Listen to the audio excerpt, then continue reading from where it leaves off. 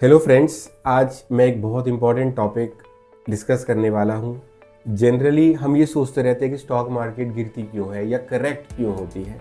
उसके कुछ बहुत ही प्रमुख कारण होते हैं जो मैं आज यहाँ पर आपको लिस्ट डाउन करूँगा।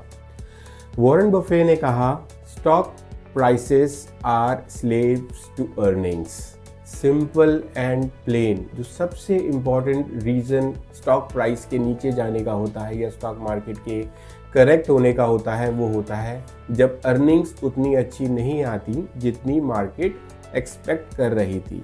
अगर अर्निंग्स अच्छी आती हैं तो स्टॉक प्राइस ऊपर जाएंगे और अगर अर्निंग्स सबड्यूड हो जाती हैं तो स्टॉक प्राइस करेक्ट करना शुरू कर देते हैं। और जब गुड टाइम चल रहा होता है तो मार्केट बैड न्यूज़ भी इग्नोर करती है। इसका मतलब जब अर्निंग्स आ रही हैं सो छोटी मोटी जो नॉइस होती है मार्केट में वो इग्नोर होती है, पर जब बैड टाइम चल रहा होता है, जब अर्निंग्स नहीं आ रही होती, तो जो छोटी छोटी नॉइसेस भी होती हैं they take a bigger shape and doesn't allow market to rise. और अगर आप देखें तो करंटली मार्केट एक कंजेशन जोन में है जहाँ पे एक ट्रिगर उसको ऊपर या नीचे ले जा सकता है। जो सेकेंड इम्पॉर्टेंट फैक्टर होता है वो होता है FII taking out money. FII जब इंडिया से पैसा निकालते हैं वो क्यों निकालते हैं? या तो उन्हें इंडिया की स्टोरी में उतना कॉन्फिडेंस नहीं लगता, या उन्होंने बहुत अच्छा प्रॉफिट बना लिया होता है और अब उन्हें लगता है ग्लोबली किसी और इकोनॉमी में वो पैसा ज़्यादा बना सकते हैं। इस वजह से भी FII पैसा निकालते हैं और उसमें भी मार्केट में करेक्शन आता है।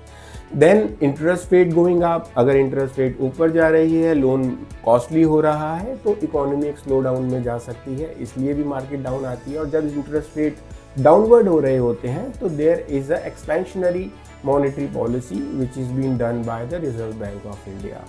Then there can be some global cues like your wars, some global uncertainties, and the recent one, how can we forget it, COVID, जो हमने 100 साल बाद देखा इस जनरेशन में।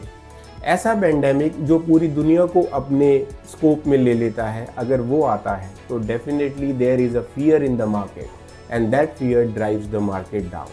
सो there are couple of reasons, these are couple of reasons. और इनका opposite जो होता है जब शांति होती है, when there is no war, when the earnings are coming good and the data is also coming good, like your GDP and auto sales numbers, advance decline, so then obviously the market rises. So मैंने आपके लिए कुछ reasons list down करे and I hope you liked it. Thank you.